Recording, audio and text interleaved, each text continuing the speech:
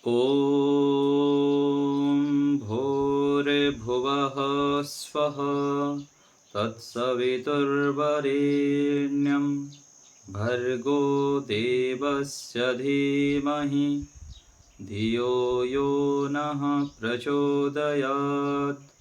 ॐ सहनाववतु सहनो भुनक्तु सह वीर्यं करवावहै तेजस्विनावधीतमस्तु मा विद्विषावहै।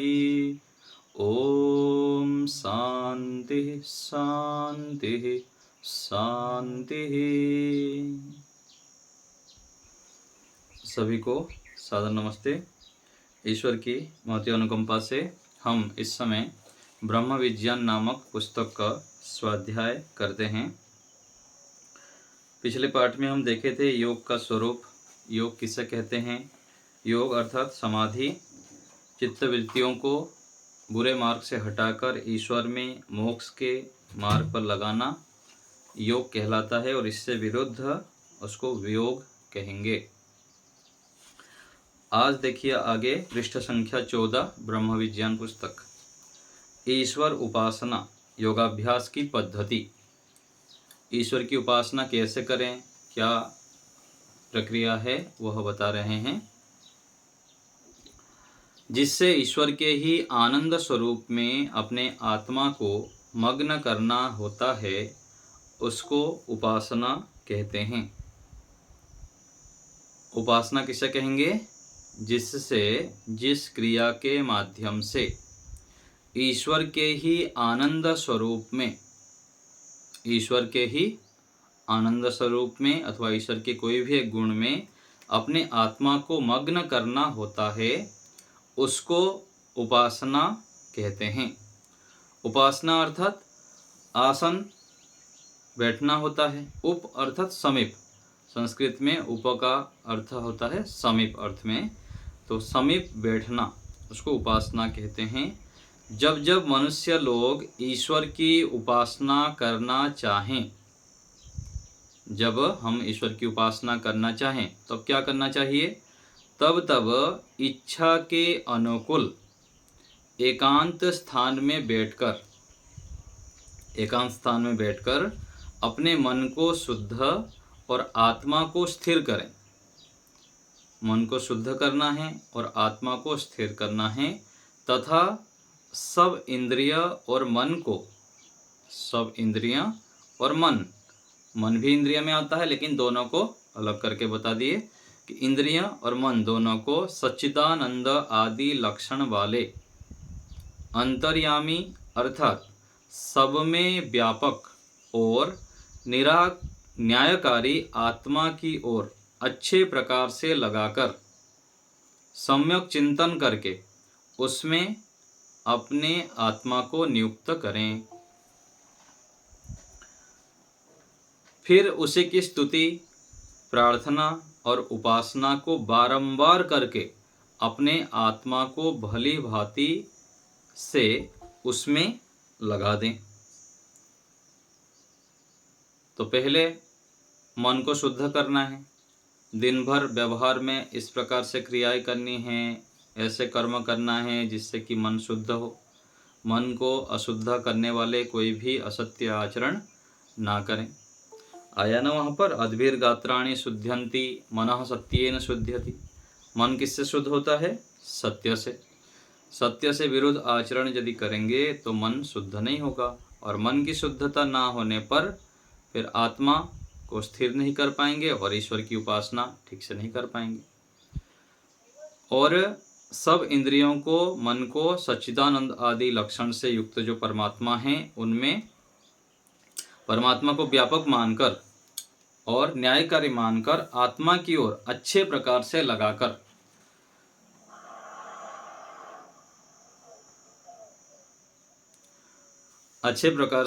आत्मा ईश्वर में लगाकर ईश्वर के गुणों के माध्यम से फिर उसकी स्तुति, प्रार्थना, उपासना करें और बारंबार करें। जब बारंबार करते हैं तो धीरे धीरे करके हम ईश्वर में मग्न हो जाते हैं और फिर ईश्वर के गुण हमारे अंदर आने लगता है और यह ठीक उपासना फिर करते हैं। यदि हम कोई महीने में एक बार कर लिए, 15 दिन में एक बार कर लिए, थोड़ा बहुत कभी कर लिए, तो उसमें विशेष ईश्वर से जो लाभ होना चाहिए ईश्वर की उपासना का, वो नहीं हो पाता है। इसलिए हमें बारंबार करनी है और प्रत्येक दिन नियम बनाते हुए विधिवत रूप में जब करेंगे निश्चित समय निकाल कर, तब हमें विशेष लाभ होता है। आगे कर्म योग, ज्ञान योग, भक्ति योग, हठ योग, राजयोग, सहज योग, मंत्र योग आदि कोई भिन्न योग नहीं है। अलग अलग योग के अंगों का क्रमशः अभ्यास करने से नहीं, परंतु पतंजलि ऋषि द्वारा बताए अष्टांग योग का साथ साथ अनुष्ठान करने से दुखों का अत्यंत अभाव और परमानंद की प्राप्ति होती है। इन सब योग अंगों का उद्देश्य यह है कि परमात्मा के साथ जो नित्य योग है अर्थात नित्य संबंध है, उसकी जागृति हो जाए। तो अलग अलग प्रकार से योग प्रचलित है, यहाँ पर लोग करते हैं और लाभ भी प्राप्त करते हैं अपने योग्यता के अनुसार। लेकिन विशेष जो दुखों से छूटना, समाधि की प्राप्ति, ईश्वर की ओर बढ़ना आदि जो हो पाता है, क्लेशों को नष्ट करना, वह पतंजलि ऋषि के द्वारा बताए हुए यम नियम आदि जो अष्टांग योग है उसके पालन से ही हमें लाभ होता है। नहीं तो थोड़ा बहुत लाभ यदि प्राप्त करना है तो किसी भी रास्ते में व्यक्ति चले जाए, धर्म आचरण कर ले और परोपकार कर ले और लाभ तो प्राप्त करते ही हैं। लेकिन विशेष जो जीवन की सफलता है, संपूर्ण दुखों से छूटना, अगला जन्म ना होना, पुनरावृत्ति हमारा ना हो, फिर से जन्म लेना ना पड़े, इसलिए अष्टांग योग का अनुष्ठान करना अति आवश्यक है। और इससे ही परमात्मा से नित्य संबंध हम बना सकते हैं। तो ये अष्टांग योग के स्वरूप को हमें ठीक ठीक जानना है, फिर जानेंगे तब जाके आचरण कर सकते हैं हम। तो अष्टांग योग महर्षि पतंजलि जी के द्वारा बताया हुआ है, योग दर्शन में इसका विस्तृत वर्णन है। आगे है निष्काम कर्म।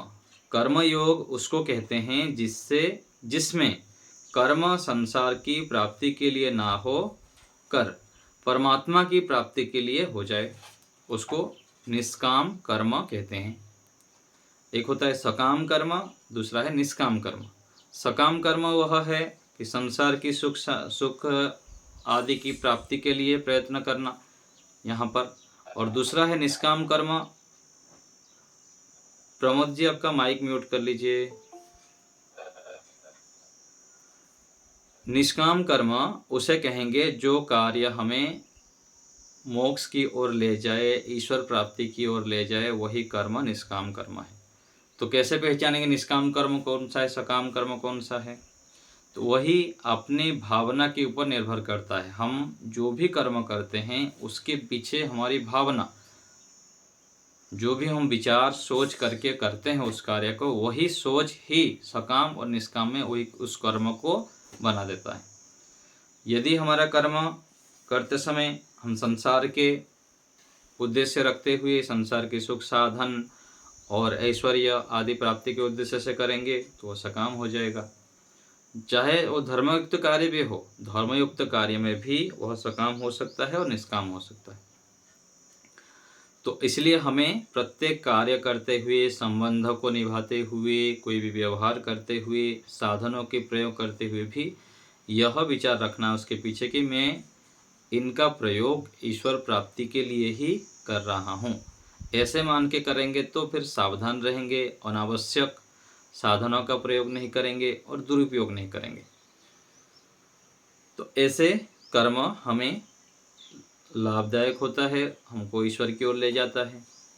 इसलिए निष्काम कर्म ही सबसे श्रेष्ठ है, वह परमात्मा प्राप्ति में सहायक होता है। आगे है ईश्वर से जो दूरी होती है वो किस प्रकार से दूरी होती है? तो कह रहे दूरी के 3 प्रकार है ईश्वर से। एक तो स्थान के दृष्टि से दूरी है, समय के दृष्टि से और ज्ञान। 3 प्रकार की दूरी होती है ईश्वर से। ईश्वर सर्वव्यापक और नित्य होने से स्थान और समय से तो सदा जीवात्मा से मिला हुआ है, समय की दृष्टि से और स्थान की दृष्टि से परमात्मा हमारे साथ है, कोई दूरी नहीं है, समय की दूरी नहीं है अथवा स्थान की दूरी नहीं, वो तो हर समय प्राप्त है ईश्वर। परंतु ज्ञान की दृष्टि से दूरी जब समाप्त हो जाती है तब कहते हैं ज्योति से ज्योति मिल गई। यह ज्योति कोई भौतिक प्रकाश नहीं। यदि सूर्य जैसा भौतिक प्रकाश प्रभु में है तो कहीं भी और कभी भी अंधेरा ना हो।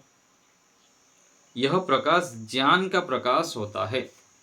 तो वैदिक शास्त्र में जहाँ पर प्रकाश की बात आएगा तो वहाँ पर ज्ञान का भी ग्रहण होता है। एक तो भौतिक प्रकाश का भी, लेकिन साथ साथ ज्ञान का भी ग्रहण होता है। तो यहाँ पर जो हम प्रकाश कह रहे हैं वो ज्ञान की दूरी है।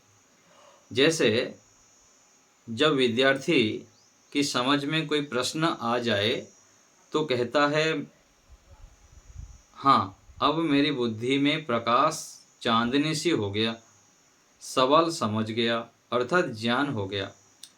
परमात्मा अपनी तरफ से दूर नहीं है, जीवात्मा ही उससे विमुख हो जाता है। तो परमात्मा तो दूर नहीं है, लेकिन हम उससे दूर हो जाते हैं अज्ञानता के कारण। तो जीवात्मा उससे विमुख हो जाता है, संसार की ओर बहकर उस ओर मुड़ के। सम्मुख होने पर ईश्वर सब जगह, सब समय, सब वस्तुओं में और सब जीवों में है। ये क्या है? वास्तविकता है कि परमात्मा सब जगह है, सब समय उपलब्ध हैं, सब वस्तुओं में हैं और सब जीवों में विद्यमान हैं। हम सभी जीवात्माओं के अंदर बाहर निरंतर विद्यमान हैं। परमात्मा पापी से पापी, दुराचारी के भी उतने ही पास है जितना संत, महात्मा, जीवन मुक्त, तत्वज्ञ, भगवत प्रेमी आदि के निकट है। ऐसे परमात्मा को प्राप्त करने के लिए अष्टांग योग का अनुष्ठान करें। तो परमात्मा पापी, दुराचारी, दुष्ट व्यक्तियों के भी समीप है और श्रेष्ठ लोगों के भी पास में हैं। लेकिन श्रेष्ठ लोग से क्यों दूर है, कैसे वो प्राप्त कर सकता है, उसका उपाय बता दे कि अष्टांग योग के माध्यम से उनके स्वरूप को हम जान सकते हैं, उनको प्राप्त कर सकते हैं, ईश्वर के स्वरूप को। इस उपकारी सत्य शाश्वत सुख के देने वाले योग शास्त्र को महर्षि पतंजलि ने 4 भागों में विभक्त किया है, जिसे पाद कहते हैं। तो ये जो योग शास्त्र है, अष्टांग योग बनाया गया है, जिसके माध्यम से व्यक्ति ईश्वर को प्राप्त कर सकता है, मोक्ष को प्राप्त कर सकता है, पूर्ण रूप से दुखों से छूट सकता है, थोड़ा सा भी दुख ना हो और केवल सुख ही सुख की प्राप्ति करना चाहे तो उसका उपाय कहाँ दिया गया है? महर्षि पतंजलि जी के रचित योग दर्शन नामक शास्त्र में। और उसका 4 विभाग कर दिया है, 4 अध्याय में, उसको पाद कहते हैं। पहले पाद में योग के लक्षण, मनोनिग्रह, मन को कैसे नियंत्रण करें, चित्तवृत्तियों को रोकने का क्या उपाय है, ये लिखा हुआ है, जिसको समाधिपाद कहते हैं। इसमें 51 सूत्र हैं। दूसरे पाद में अष्टांग योग का वर्णन है और सम, दम आदि योग के साधनों का विस्तार से वर्णन है, जिसको साधन पाद कहते हैं। पहला समाधि पाद, दूसरा है साधन पाद, इसमें 55 सूत्र हैं। तीसरा है योग साधना के गौण फल, वाक सिद्धि, अणिमा सिद्धि की प्राप्ति का वर्णन है। देखिए क्या लिखे कि इसमें जो योग सिद्धि में कहा जाता है ना, गौण रूप से जो फल मिलता है, विशेष सिद्धि क्या है? ईश्वर की प्राप्त करना, समाधि की प्राप्ति करना। लेकिन जब व्यक्ति साधना करता है, इस मार्ग पर बढ़ता रहता है, तो बीच बीच में कुछ सिद्धियां भी प्राप्त हो जाती है। उस सिद्धियों का वर्णन तृतीय पाद में है, जिसको विभूतिपाद कहते हैं। चतुर्थ पाद में योग के प्रधान फल मोक्ष का वर्णन है। इस कारण इसका नाम कैवल्य पाद है। इसमें 34 सूत्र है। ऐसे योग दर्शन में कुल 195 सूत्र है। तो 4 पादों में यह सब वर्णन है। तो योग दर्शन ऋषि पतंजलि जी के द्वारा लिखा गया है और उसका भाष्य ऋषि व्यास जी के द्वारा हमारे पास उपलब्ध है, जो हम पढ़ते हैं आजकल। आगे देखिए, क्रियात्मक योग शीर्षक है। ब्रह्म विद्या योग विज्ञान यह ऋषियों की मानव समाज को अर्पित अनुपम भेंट हैं। तो ये जो ब्रह्म विद्या है, योग विद्या है, ऋषियों के द्वारा मानव समाज के लिए सबसे श्रेष्ठ उत्कृष्ट भेंट है। वह योग विज्ञान ईश्वर उपासना और व्यवहार में ईश्वर की आज्ञा पालन निष्काम कर्म करने से प्राप्त होता है।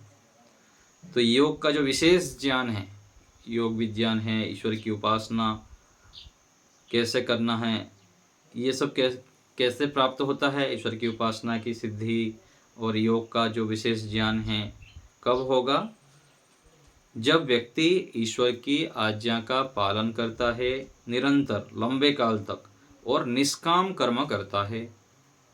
जब सकाम कर्म करेगा, ईश्वर की आज्ञा से विरुद्ध आचरण करेगा, तब विशेष ज्ञान प्राप्त नहीं हो सकता है, विशेष उपलब्धि की प्राप्ति नहीं होती है। सामान्य रूप से तो व्यक्ति बढ़ जाएगा, कुछ लाभ प्राप्त कर लेगा, विशेष सिद्धि प्राप्त करने के लिए तो निरंतर लंबे समय तक ईश्वर की उपासना करनी होगी और निष्काम करना पड़ेगा। जिसमें क्रियाओं की प्रधानता हो वह क्रियात्मक योग है। ऐसा नहीं कि व्यवहारिक दैनिक जीवन में चाहे कुछ भी उल्टे सीधे काम करते रहें और प्रातः सायं दोनों समय संध्या के मंत्र मन में बोल लिए तो हो गया योगाभ्यास। यह योग नहीं है।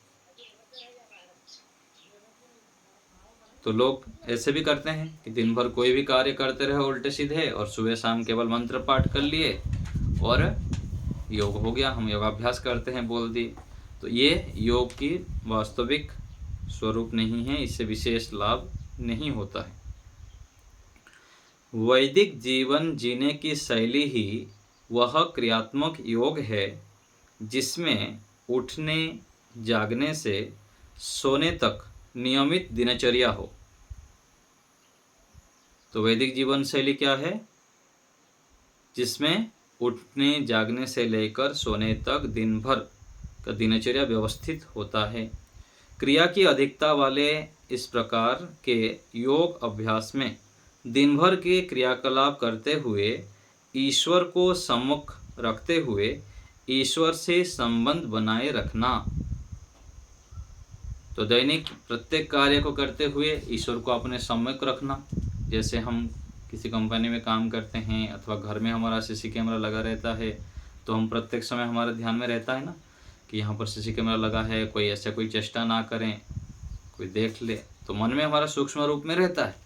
ऐसे ही ईश्वर को भी अपने सम्मुख उपस्थित रखकर संबंध बनाते हुए कार्यों को करना, क्रियाकलाप को करना। 8 अंगों का पालन व्यवहार में लाना। यम, नियम, आसन, प्राणायाम, प्रत्याहार, धारणा, ध्यान, समाधि।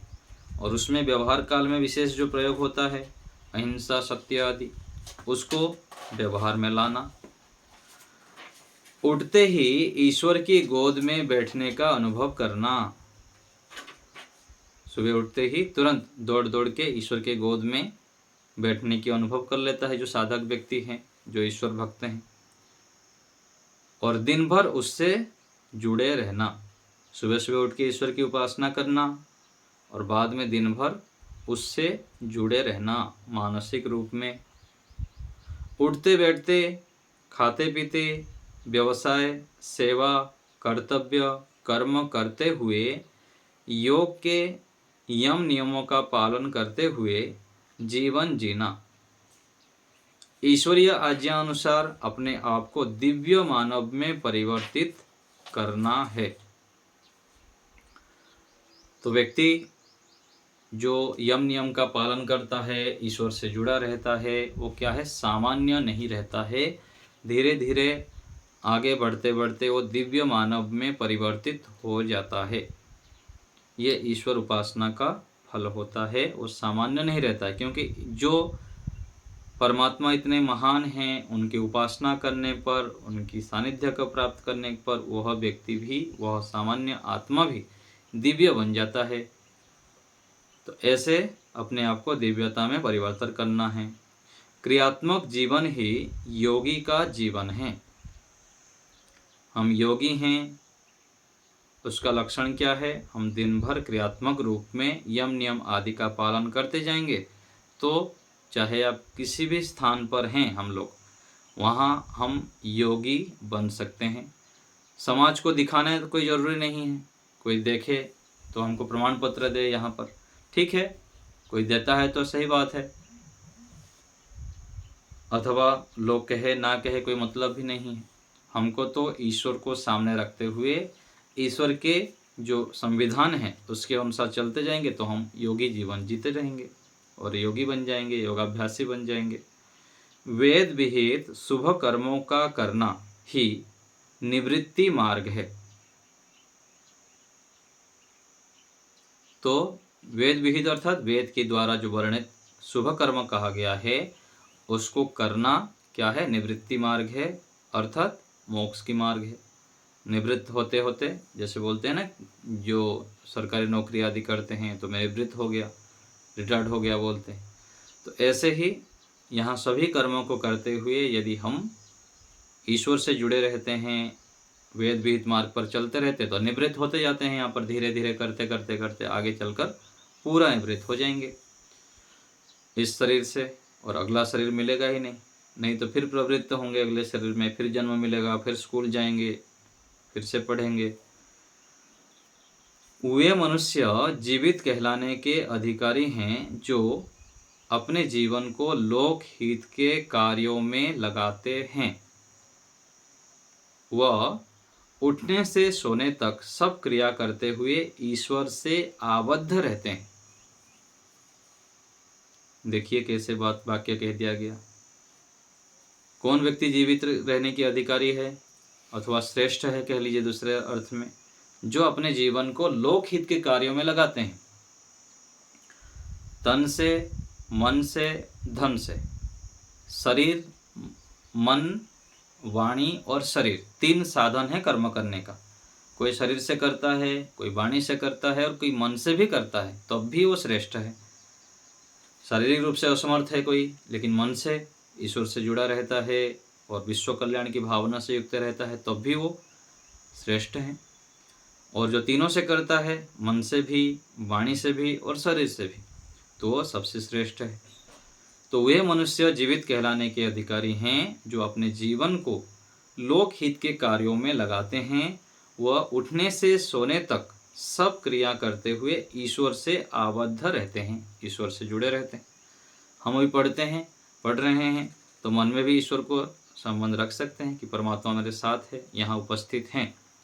उठेंगे, कोई भी कार्य करेंगे, साथ साथ ईश्वर को लेके चलना है। तब क्या है, हम और भी श्रेष्ठ बनते हैं और भी ईश्वर की ओर से हमको प्रेरणा मिलती है। हमें योग अनुसार चलना है, चाहे कठिनाइयाँ कितनी ही क्यों ना आए। हमारी प्रत्येक क्रिया यम नियम अनुसार संयमित हो। झूठ छल कपट से अस्त व्यस्त जीवन ना हो, खान पान में मद्यमांस ना हो, असंतोष से ग्रस्त ना हो, व्यवहार में यम नियमों के बिना योग, ध्यान, धारणा, जप, समाधि सब व्यर्थ हैं। तो पहला क्या बोल दिए कि हम योग अनुसार चलना चाहिए हमको, चाहे कितने कठिनाई क्यों ना आ जाए। योग के अनुष्ठान करते हुए, योग के अंगों का अनुष्ठान करते हुए ही चलना है। कठिनाई तो आएंगे ही। जब धार्मिक अच्छे मार्ग पर चलेंगे तो कठिनाई बहुत आ जाती है व्यवहार में। मान लीजिए कोई बाहर का खाना ना योगाभ्यास करना है तो उलट पलट खाने से बचना पड़ेगा। कोई बाहर के चाट मसाला खाएगा, पार्टियों में जाएगा, विवाह में शादियों में कैसे कैसे खाना मिलेगा, फिर वो खाना खा के आएगा तो उपासना क्या करे। और वहाँ भी जाए तो फिर सावधानी रहनी पड़ेगी। जाना तो यदि होता है भी है, वहाँ पर थोड़ा सा कुछ खा लिए। इधर उधर का 50 क्या 200 प्रकार के आइटम बनाते हैं। इतना आइटम खा के आएगा तो पेट बिगड़ जाएगा, फिर पेट खराब होंगे, उपासना नहीं कर पाएंगे। ऐसे ही व्यवहार में भी कहीं भी जाना करना उसमें सावधान रहनी पड़ेगी। यदि सावधान नहीं रहेंगे, दुनिया के प्रभाव में चलते रहेंगे तो योगाभ्यास नहीं कर पाएंगे, योग पूर्वक जीवन जी नहीं पाएंगे। तो हमारी प्रत्येक क्रिया यम नियम के अनुसार हो, संयमित हो। झूठ छल कपट से अस्त व्यस्त यदि जीवन होगा, खान पान में यदि हम संयम नहीं रखेंगे, असंतोष से ग्रस्त हो जाएंगे तो फिर उपासना ध्यान नहीं कर पाएंगे। तो व्यवहार में यम नियम के बिना, यदि व्यवहार में यम नियम का पालन नहीं करेंगे, अहिंसा, सत्य, अस्तेय आदि का पालन नहीं करेंगे तो ना योग हो पाएगा, ना ध्यान कर पाएंगे। धारणा, जप, समाधि सब व्यर्थ हैं यदि यम नियम का पालन हम नहीं कर रहे हैं तो। ईश्वर के गुणों का चिंतन, कीर्तन, ईश्वर के गुणों का कीर्तन, स्तुति, प्रार्थना, उपासना, उसके गुणों को मांगना, अपनाना, यह भी क्रियात्मक योग है। ईश्वर के गुणों का कीर्तन करना, ईश्वर के स्तुति करना। जैसे हम किसी यहाँ पर कोई अच्छे व्यक्ति होते हैं तो उनके गुणों को जहाँ भी जाते हैं बताते हैं, उसके अंदर बहुत अच्छे गुण हैं और ये उनसे सीखना चाहिए। तो ऐसे ही ईश्वर के गुणों का हमको जहाँ जाए वहाँ बतानी चाहिए सबको कि ईश्वर की उपासना करिए, लाभ होगा, ध्यान करिए, ईश्वर इतने सृष्टि को बनाए हैं। तो जो ईश्वर के उपासक होगा वो ईश्वर का कीर्तन हर समय करता है। तो ईश्वर की कीर्तन करना, स्तुति, प्रार्थना, उपासना करना, उसके गुणों को अपनाना, ये क्या है? यह भी क्रियात्मक योग है। ईश्वर की तरह लोक से अप्रभावित रहना, दुखी ना होना। यहाँ बहुत सारे व्यवहार होंगे, लोग यहाँ पर हमको मिलेंगे, गलत व्यवहार करेंगे, लेकिन वहाँ पर फिर प्रभावित नहीं होना है। बस सामान्य व्यवहार रखते हुए अपना काम से काम मतलब रखनी है। यदि यहाँ लोगों से व्यवहार से दुखी हो जाएंगे, प्रभावित हो जाएंगे तो फिर योगाभ्यास में बाधक होता है। तो इस ईश्वर जैसे सृष्टि में सभी लोग उनको गाली देते हैं, उनकी निंदा करते हैं, अपमान करते हैं, तब भी वो प्रभावित रहते हैं, उसमें प्रभावित नहीं होते हैं। तो हमें भी ऐसे ही रहना है। ब्रह्म सम है, निर्दोषम ही समम ब्रह्म। सम अर्थात समता की स्थिति में रहते हैं, कोई दोष नहीं, दोष से रहित है ईश्वर। तो हमें भी दोष रहित होना है ईश्वर की उपासना करके। मन के अपने आप में ठहर जाने पर, उसकी वृत्तियों का अनारब्ध होने पर शरीर के दुखों का अभाव हो जाता है, क्लेशों की निवृत्ति हो जाती है। तो जो वृत्तियां हैं, जो क्लेश वृत्तियां हैं, दुष्ट वृत्तियां हैं, उसको जब रोक लेते हैं फिर परमेश्वर में स्थिर हो जाते हैं तो क्लेशों की भी निवृत्ति फिर धीरे धीरे होने लग जाता है। तो ऐसे करके हमें ईश्वर की उपासना से लाभ उठाना है। तो कह रहे हैं कि ज्ञान, कर्म, उपासना, विवेक, वैराग्य, अभ्यास और तप, स्वाध्याय, ईश्वर प्रणिधान, इसमें सब आ गया। तो ज्ञान, कर्म, उपासना कहिए, विवेक, वैराग्य, अभ्यास कहिए, अथवा तप, स्वाध्याय, ईश्वर प्रणिधान, ये सब क्या है? साधन है ईश्वर की उपासना की। तो ऐसे क्रम से हमें ईश्वर की उपासना करनी है। केवल सुबह शाम बैठ के ध्यान के समय नहीं, सुबह से उठकर रात्रि को सोने पर्यंत हर समय सावधान रहनी है कि शत्रु कहीं से आक्रमण ना कर ले। जैसे भारत के सीमा में तैनात रहते हैं, कभी भी आक्रमण हो सकता है बाहर से। ऐसे ही योगाभ्यासी व्यक्ति को भी यहाँ पर सावधान रहना होता है। साथ में रहने वाले, दूर में रहने वाले, जहाँ भी हम व्यवहार करने जाएंगे बाजार में, सब जगह लोग बंदूक लेके खड़े हैं अपने ऊपर आक्रमण करने के लिए। कोई कुछ बोल देगा, गलत व्यवहार कर लेंगे, हमारा दोष नहीं होगा फिर भी मिथ्या आरोप लगा देंगे, सब होगा। लेकिन हमें सावधान रहेंगे, हमको सावधान रहना है और मजबूत रहना है। जब हम मजबूत रहेंगे तो उसको फिर सामना कर पाएंगे, फिर हम सफल हो पाएंगे। तो ऐसे करके हमें ईश्वर की उपासना करनी है और दिन भर योगाभ्यास का अभ्यास करनी है क्रियात्मक रूप में, और फिर ईश्वर की ओर बढ़ते जाना है।